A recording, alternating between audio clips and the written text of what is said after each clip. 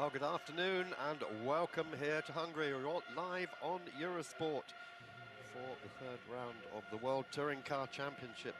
And some great racing here in store this afternoon. Of course, much of it in front of a partisan Hungarian crowd, all of whom are rooting for their hero, Norbert Michelis.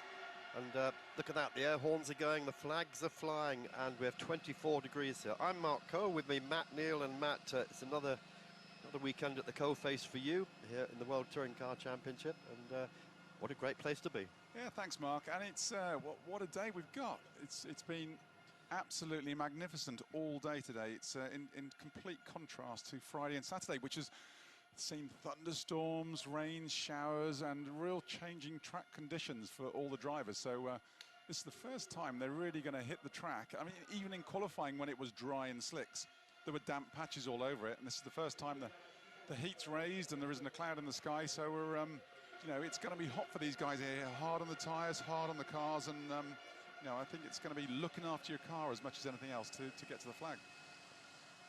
And the big talking point, of course, this weekend is the weight penalties that not only the Hondas but the Volvos are also carrying after their successes in Monza. First, we're going down with Alex. Here with our current championship leader, Tiago. Now, Portugal won the Eurovision Song Contest last night. Are you going to continue the winning streak for your country? Yeah, so I heard. It's great. I mean, I don't follow the Eurovision thing, but it's good. I mean, it's great when we have you know, national winnings, international wins like this, whatever they are. So it's good for the country. And yes, I do hope to keep that winning streak going. We'll see. It's much hotter today, a very different day. I'm in a good position for race one. Everything will be decided at the start, I would say, but I'm very motivated. Well, thank you for that, Alex. We had a whole backstory lined up about Eurovision Song Contest, didn't we? We have to forget that one now. Yeah, I was trying to find Tiago this morning just to sort of rib him a bit and try and wind him up a bit on the Eurovision Song Contest, but he's in a good place. He's on the front row anyway, so. All right, back down to the pit lane again. Jean-Philippe, you are a pole man for our opening race here at Hungaroring. The pressure is on. You've had 4 poles now in the World Touring Car Championship. How are you going to transfer this to a good race start? Have you been practicing your starts? Yeah. I practiced during the winter and since the last race. No, the pressure was okay. Now I start to know what is it to start on the pole. And now you're in a car that could see you well. Yeah, sure. With the Chevy, we could do good things, but was more difficult. And with this car, maybe there's something to do. Sure, I have a very good driver with me. Montero and Björk play for the championship, me not. So I have nothing to lose. Them, yes. So I will give all, and let's see.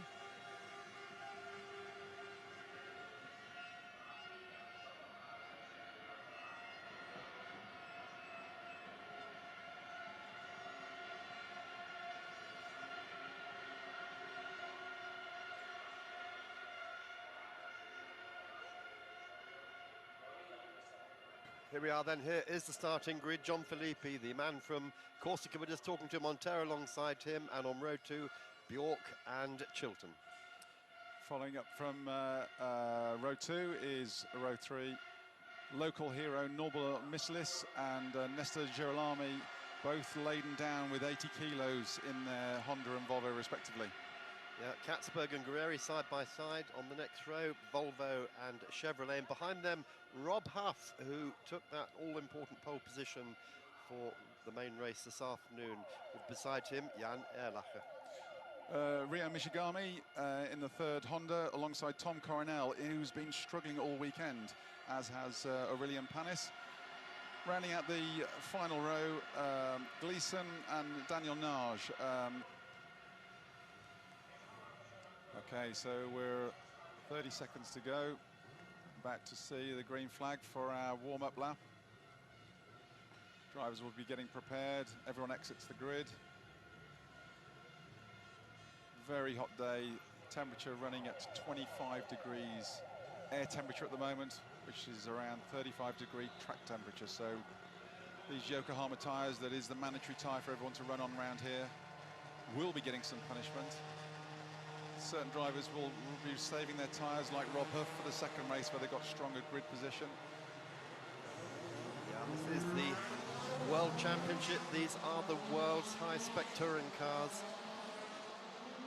1.6 single turbo direct injection cars, all front-wheel drive, all starting off the base weight of 1,100 kilos, but as you've heard, 80 kilos for the Hondas and for the Volvos, 60 kilos for the Citroens. Rob Huff not too bothered about that weight on his Citroen, because it's only 10 kilos up from what he's been used to, so it hasn't made a huge difference. 4.38 kilometers around the Hungary ring here, first ever Grand Prix circuit behind the Iron Curtain. That was in 1986, which is quite fitting, because the first ever French Grand Prix in 1906 was won by a Hungarian. Hello guys, here we are in Nürburgring, in Hungary. I was in Nürburgring 2 days ago. Here we are in Hungary for race 1, started P8. It was a good day yesterday with qualifying on P3, so I'm very happy on that. Making now the warm-up lap. In front of me are the two Volvos. Just try obviously to make a good start. The main race is after this one, so trying to get a good result here and think on the main race afterwards. I'm showing you a little bit the track here. We are in the chicane, middle section, which is the very technical part of this part. Here there is a very nice left, all in third gear, and right here, always clipping the apex is very important. Here is where the time mostly you gain in qualifying. So as I said, we go for a nice race, hope you enjoy it through the TV.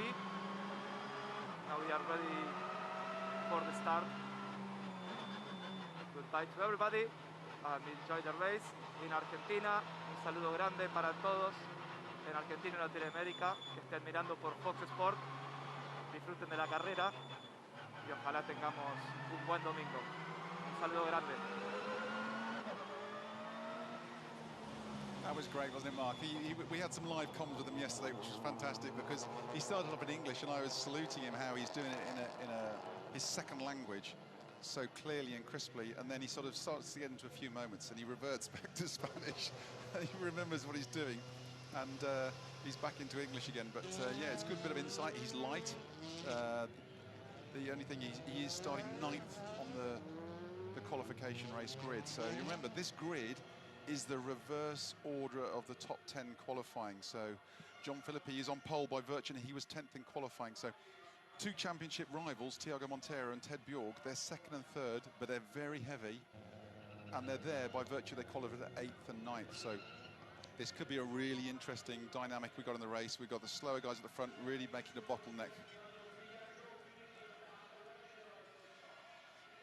So John Philippi then on pole position, alongside him on the front row, Tiago Monteiro. Then it's Ted Bjork, Tom Chilton, Norbert Mihairitz and Nestor Girolami. We're waiting for the lights to go off. The man with the green flag's been across, and we're waiting for that run down to the first corner. Who's going to do it? And it's stalled for Philippi, stalled on the grid. It's the 18 car, Monteiro, shot into the lead from Tom Chilton, and Ted Bjork managing to get round that stalled car of Philippi. But oh, that was a great shame, and in fact, it is Monteiro still holding it, and Bjork comes round the outside of him. Can he hold it? Oh, Chilton trying to force Bjork out, but Bjork's going to have the inside on the run down to turn 2. What is Jean Philippi? He keeps his 100% record up. Poor guy, I feel so sorry for him.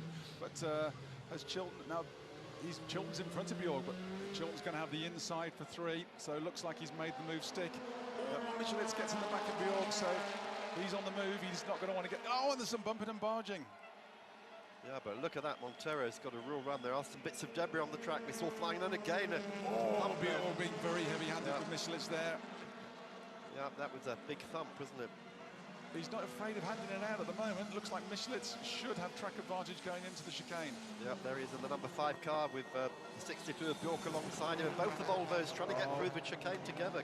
They don't fit though. No, Girolamo straight lines it, and Bjork's beaten up from behind. Looks like Guerreri got into him, but I think they make a rod for their own back there. Look, Bjork Ted's got a rear puncher wheel, or is it broken suspension? He is pulled off. Guerreri's is he compromised? It looks like he's slowed. Huffy's got a run on him anyway.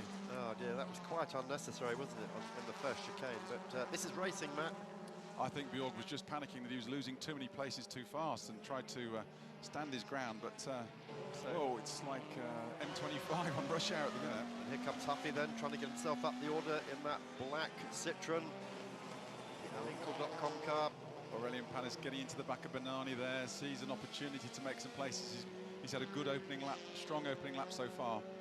Wow, this is what you call trying to win the race on the first lap of 12. And Montero then, as they come across the line from Chilton, and it's Girolamo, and here is Norby with a front puncher.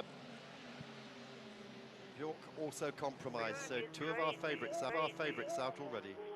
Just came into my car. I have some damage, big vibration. Yeah, we can see that front left has either got a puncture or damage to the rim, hasn't he? Yeah, Huffy's cracking at the minute. It's a great opening lap. Can he get it? The problem is Guerreri has got a good weight advantage on the Citroen, the Huffy Citroen. So if he gets to a straight line, the Chevrolet should have the edge, which is going to make it. It's hard to overtake around here at the best of times. That's going to be a real wounder for the Hungarian fans. I wouldn't like to be Bjork trying to get out the circuit tonight. No, Bjork and Michelitz, having taken themselves out of the front runners, mean that Huff and Co have now moved right up the order. And here we are. Let's see if we can see where the damage is. I think it's that front left. Well, that's it doesn't take a rocket science to work that out. It's hanging off at the minute, but I just hope the suspension isn't worked out too bad. Look at the pollen in the air over there. That could be getting clogged up in all the air intake. So Ted Bjork's in the pits as well. Can they get either of those cars back out? So it's Montero, Chilton, Girolamo, Guerreri, Rob Huff up into 5th, Nick Katzberg into 6th, and Bernani. What a great start for Bernani. He started on row 7. He is now 7th. This is an absolute gift for Montero. It's like the Eurovision Song Contest all over again, isn't it? I thought we weren't going to mention that again. I bet he's humming it all the way around at the moment. Even Tommy Coronel finds himself up in 10th place, so he has jumped up some 3 places since the start of the race. Out comes Norby then, back into the fray, but it's just going to be to get a finish, isn't it? Well, to get a finish, and he also needs to make sure the car is in first-class order for the second race. Look at that, he's been almost lapped by the field. Now, could we see Norby play rear gunner to let Thiago through and then start playing rear gunner to help him out? Because it looks like Thiago's under pressure from Chilton. Damage to Huff's car on the side. He's got, on the left-hand side of the car, he's got the door sill hanging off, if you look. Yeah, I haven't seen that because he got together with Guerreri a little bit, but I thought that was on the other side of the car. I think it was kicking off so much in that opening lap, Mark, I didn't see what was going on. Yeah. So we'll just see if we can follow that. Probably hasn't done any damage. It might just affect the aero slightly. You can see it flapping in the breeze there. We're on board that car. Lachey got Aurelian Panis under pressure. 80 kilo Honda, 0 kilos on the Lada, so the Lada should have the edge, especially as the race. Yes, look at the acceleration he gets out of turn 5. Gets the that was a bit messy. Yeah, Aurelian had to take to the inside. Both the 2 French drivers then slugging out here in Hungary, and again, Panis almost got jumped by Coronel at the same time. Right, yeah, Thomas having a great race, isn't he? He's coming up the order to rate or knots. And Bernani qualified really well, but he had a. It is Bernani? No, it's John Philippi, isn't it? Coming up there. Philippi up trying to right all his wrongs from the first lap. But I mean, that car just stayed still while the rest of the field. And Ted Bjork did well to get round him, but then he and Norby Michelis came together. So getting grease into the back of this crocodile, getting some good miles under his belt, keeping it solid, and he'll be looking for an opportunity to see if he can just move up and slide up the inside. So Felipe moves up another place into 11th, goes ahead of Ryo Michigami. Michigami-san doing all he can to hang on to that top 10 place, but no, he's lost it. And here comes Huff then making a move. He's going for it on the brakes. Goes past Guerrieri. Good move. Good move. Guerrieri, I don't know whether he sort of led him through or whether he's trying to be tactical to let him go and see if he can make progress and they can both close on Girolami. Looking backwards from Huff at Guerrieri. And Norby is back in again. There's too much damage to continue. They're going to dolly it into the garage. As Tom Coronel has a go at Panis. The problem is this, with the Hungaroring, there's so many sequences of corners which double back on themselves. So you get the inside line, but then you're hung out on the outside for the next section. So it does promote some real door banging. I think this is why drivers probably referred to it as Monaco without rails, because that very much that same thing. You've got to get into a sequence. And anyway, here we go. Tom Coronel having a go down the outside, the inside rather. Yeah, you see the weight advantage of the Chevy just off turn 5 on the heavy Honda of Panis. This is for 9th place. This is only going to get worse for Panis as the race goes on, because with that extra 80 kilos, it is going to be tough on his tyre wear around here, especially in this heat. Well, Rob Huff's dorsal damage is doing him no harm because he's just set the fastest first sector of anyone, a 39 in the first sector of the track. And Rob's trying to move up first now. sector, yeah, ballistic. That is half a second clear of anybody. Panis just missing his apex a wee bit, running wide. Coronel sees the opportunity. Has he got space on the outside? Yes, Panis goes wide again. Yep, he's going to lose place as well, I think, to Felipe if he's not careful. Felipe goes for the inside.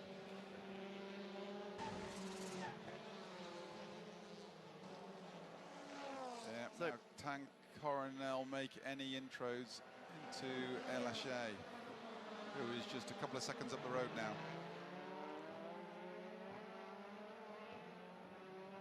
Standing out as they come down to turn 1. This is the fight for 9th place back. You've got Coronel, Panis, Felipe, Naj, and Ryo Mishigami.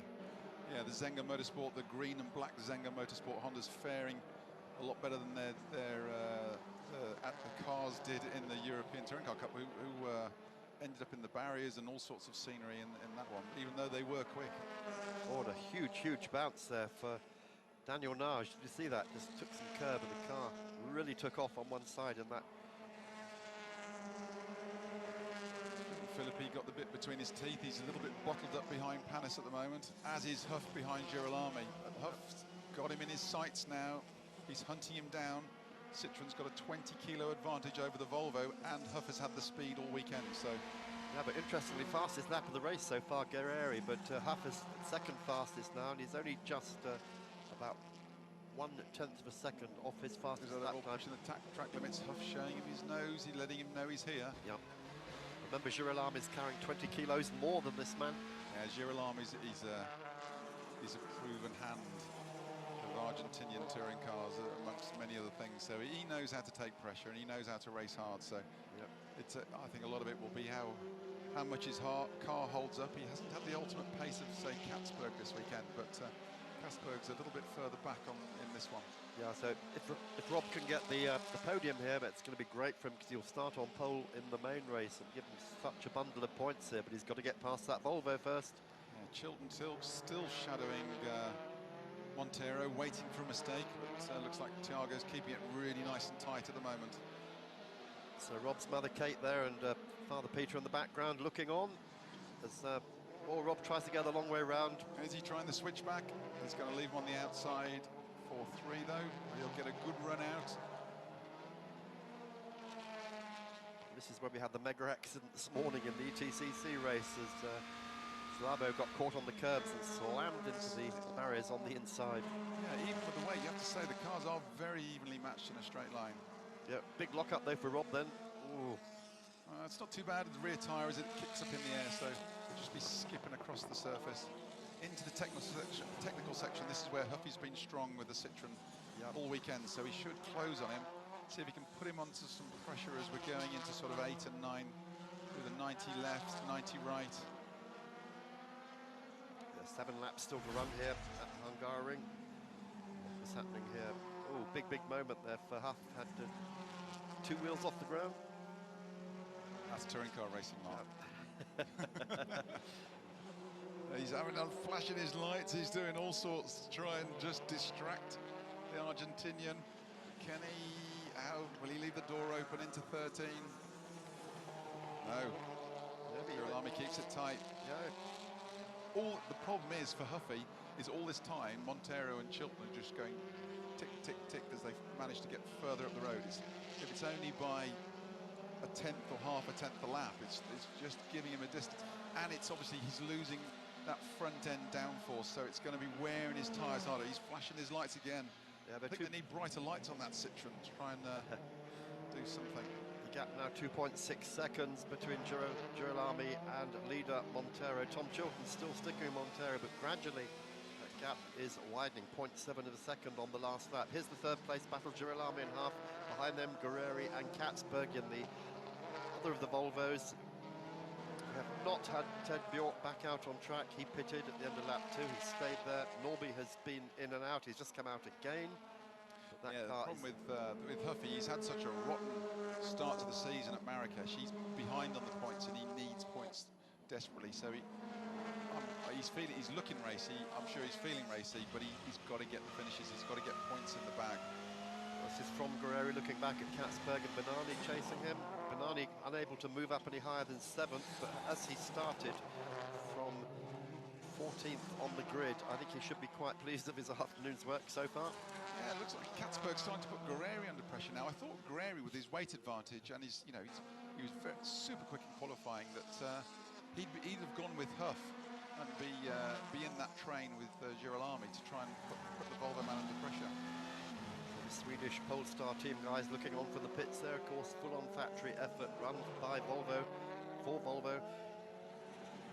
There's a few track limits issues there. It seems to be a bit of a lottery. Katzberg has a sniff. Guerrieri's got him covered. Yeah, I think it's only a matter of time though, Matt, before we see that position change. Benani was super quick. He's in the third of this train. He was super quick in testing and qualifying, but had to start at the back of the grid by virtue of grid penalties. But he's coming back into the fray now. He's made good progress so far. Okay, there have been a couple of casualties, but up to 7th, it's a strong showing so far.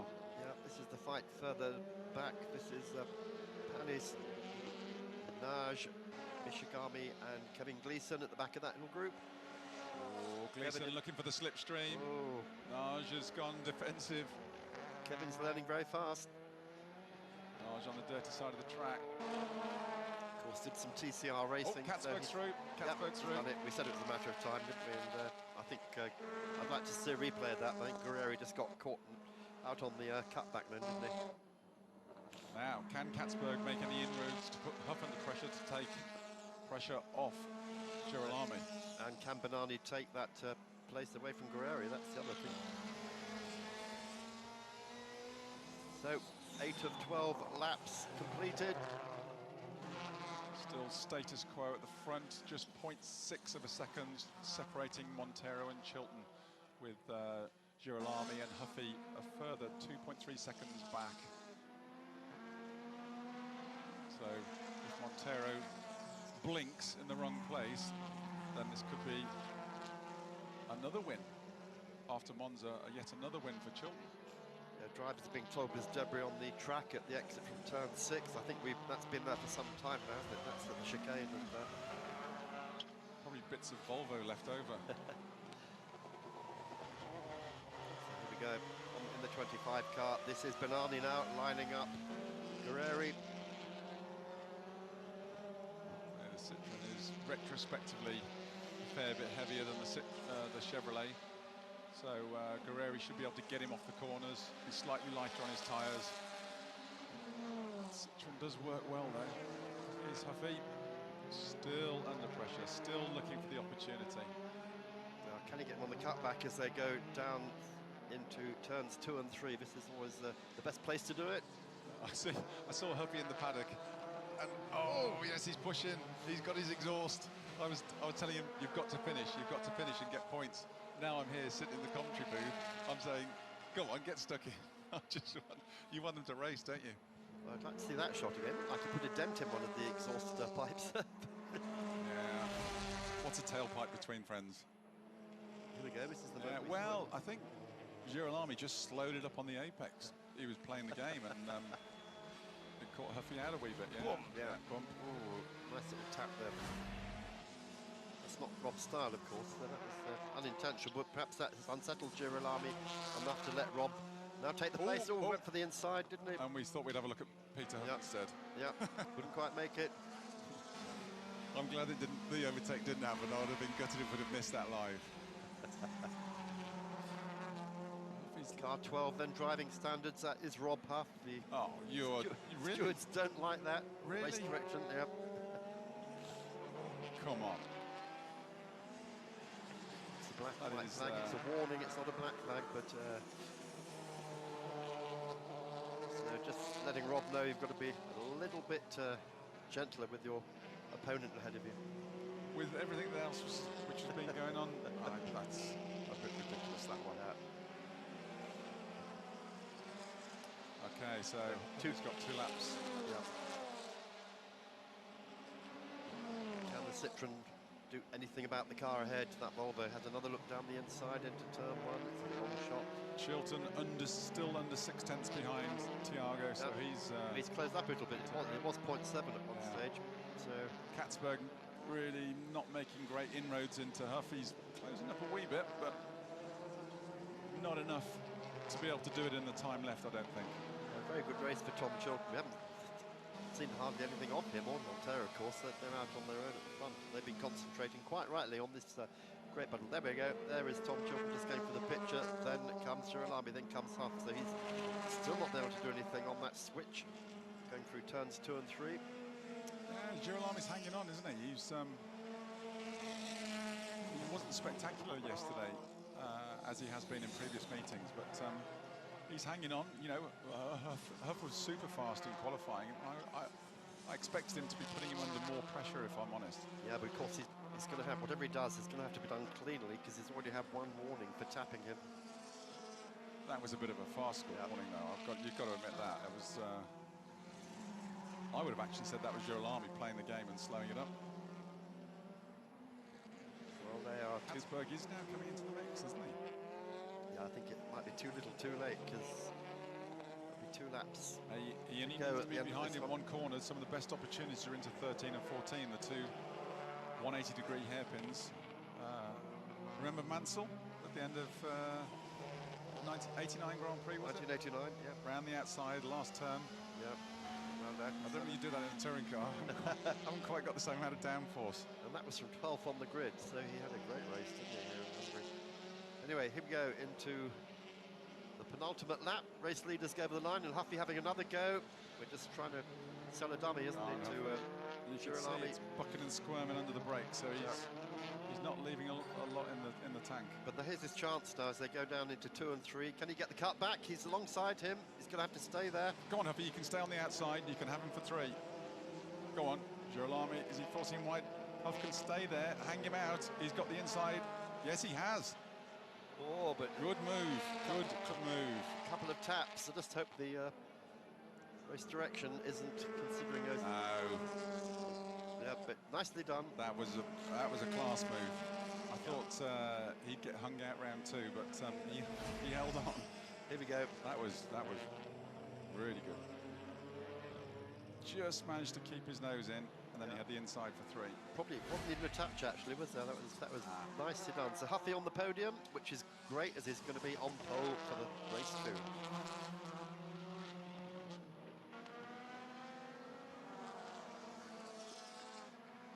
So halfway around the penultimate lap here of the opening race. FIA World Touring Car Championship, and Matt, been a great race so far. Yeah, but too close to call. Banani's still unable to find a chink in Guerreri's armour. Hanging on, pushing to the edge of the track limits. He's looking. He's definitely looking. Here comes the Citroen. But again, it's.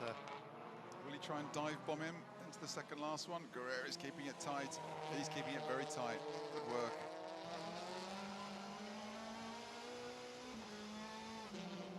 Allez, messieurs, après le doublé, c'est des gros points, allez.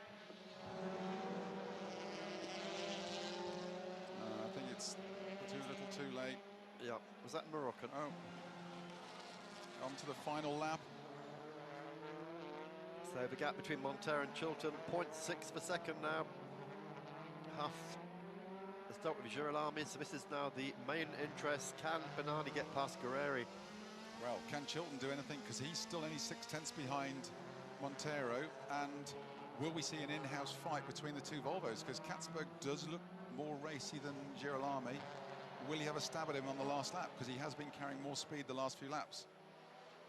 Yeah, last time round there's a half second between them, and that's a lifetime. Here we are though. We just saw them going through the picture, so hopefully our director will pick up on that. That's Tom Chilton then. That's as close as he's been, I think, the whole race to Montero. Well, Montero, you'd have to say it's quite a boring race for him, but is that exactly like the Eurovision Song Contest? I'm going to get shot for saying that. No, it's been a solid race for Montero. He's done what's been needed, hasn't he? He jumped the start, got Philippi off the start, and then he's held on. Chilton's put him under immense pressure. He shattered him literally every lap from start to finish, so just waiting for that mistake. But I mean, Montero, he has been on a bit of a back foot this weekend. They was ultra fast in the wet, but then the Hondas didn't seem to have it when it came to dry qualifying. So to come away with a race win in the first one, and then the second one's a bonus, is an absolute blinder for Montero. So here we go then. Checkered flag is waiting. The Eurovision Song Contest winner about to take the win from the two roast beefs, Chilton Huff, and the two Swedish chefs, Girolami and Katzberg.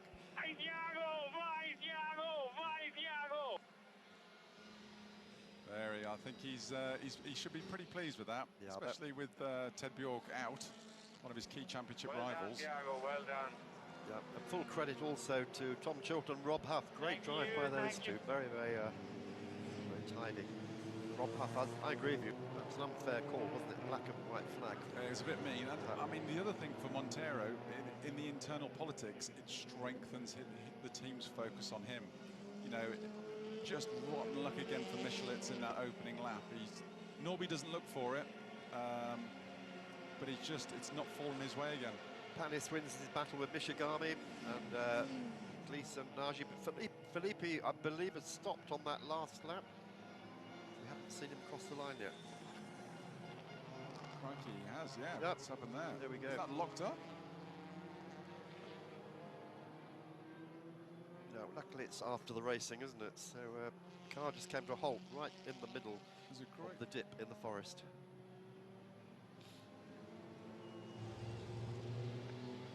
Front left went on John Philippi's car, I think, so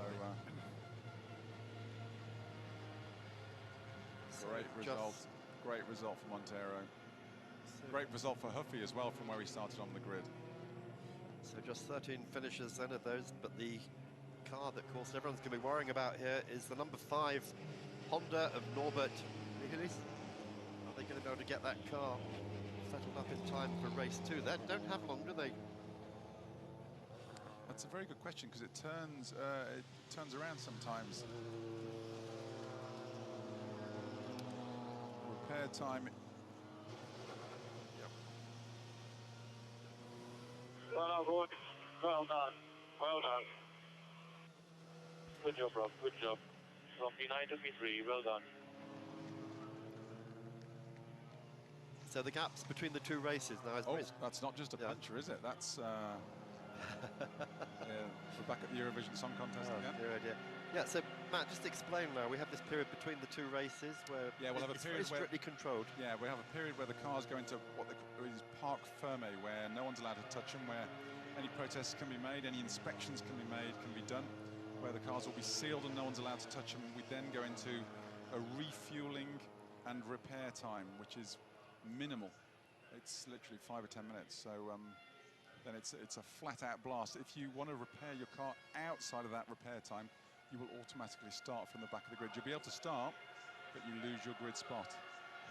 Well, a little bit of disappointment for the Hungarian fans, but they never lose their enthusiasm to use their air horns, do they? They seem to play them from 8 o'clock in the morning till 8 o'clock at night. Yeah, I hope we'll be gone by then. But Daniel Naj, a disappointing race for him as well. He finished in 13th place, just behind Kevin Gleason. And 3 non-finishers, John Filippi, Norby Michelik and Ted Bjork, after the Hungarian and the Swede came together. The second lap. So, well done, Honda. That's 3 out of 3 today. 2 wins in the ETCC this morning and 1 in the WTCC this afternoon. Is it going to be the same for them in race 2? Rob Huff has got a huge advantage, 20 kilos less weight, starting from pole. Championship leader Thiago Monteiro reinforces his lead. Great result for the Castrol Honda boys. Taken a hit with Norbert Michelitz, but Thiago is rapidly becoming, we've got a long way to go, but he is rapidly becoming their championship focus. Yeah, 25 points then for the win in this, 30 points in race 2, but he'll take them as they come. Thank you.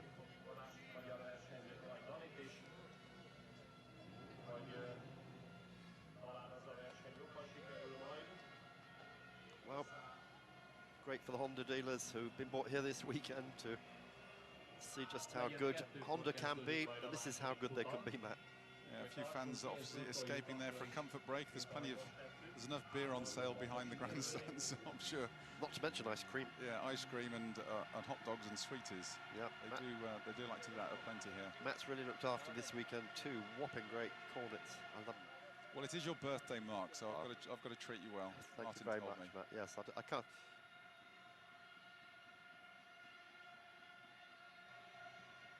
Right, well, Alex is downstairs waiting to catch up with Thiago, who is a very happy man. Very happy man down here and a very happy team. Your second win of the season. This is good points. Definitely, we needed that, you know. I mean, after this hard qualifying, we knew we had a good opportunity starting front row. We need to take it, but it's never so easy. So it was good. It was good. I had good pressure from Tom all the race. He did a good drive as well, a good race. But I had a good car and I could control a little bit. And when I needed to push, I was still there. So very happy for that. Yeah, good points. Now focus on the second one. Front row of the grid. Yes, well, no, front row, first race. Yeah, this is done. Now I'm going to start P9. Hot. P9, a different story, obviously, but we're going to try and recover some points. We need to finish races and be there, you know, take opportunities. Thank you. So, that's Thiago Monteiro. Yes, just to be absolutely clear, yes, he is starting from 9th place on the next show. Good. Matt, you've spotted something? Yes, Mark. I was just looking at the calculation. It's a very complex calculation system they use in World Touring Cars to decide what weight each manufacturer is carrying. And obviously, because of the pace of the Volvos and the Hondas in the opening rounds, they're carrying the maximum weight this weekend, more than the others. Now, I was just looking. Huffy's made good progress, but he's half a second clear than the nearest Volvo and the nearest Honda, which is actually not what you want, because you want to get the best result you can doing the slowest time you can. So if he continues that, he's got to be very careful, because it could come back and bite him, right, you know, in future rounds like the Nürburgring, where it's a long way around that to the Nordschleife circuit. Yeah, and of course Honda are going to have to take that there, aren't they, with the win? So yes, but Thiago won, which is great. Yeah. But he was 0.8 slower on his fastest lap time than Huff was. So he got the points and he got the slower lap time. Michelitz didn't get to set a fast lap, so that is a positive for Honda, definitely. Yeah, that's a very good point. Huffy he's got to start eating into Monteiro's championship lead now if he's going to have any aspirations of this championship. So, and for that, you know, he needs every bit of help he can get. Onto the podium, your third position driver is Rob Huff. Yeah, let's hear it for Rob. Great job by him. Man from Cambridge.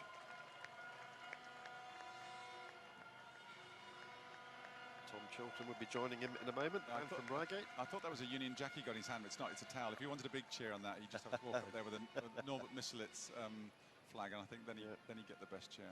He seems to be drinking his towel. He's got a tube going down into it. But, it is hot out there, 25 degrees we're seeing on the Meteo. We seem to have lost Tom Chilton. Yeah. Where's the rest? Here he is. 32 years old. Tom Chilton And comes your from a winner here motorsport at dynasty. Hungary Brother for the Max, of opening course, race is Thiago successes at Le Mans. Montero.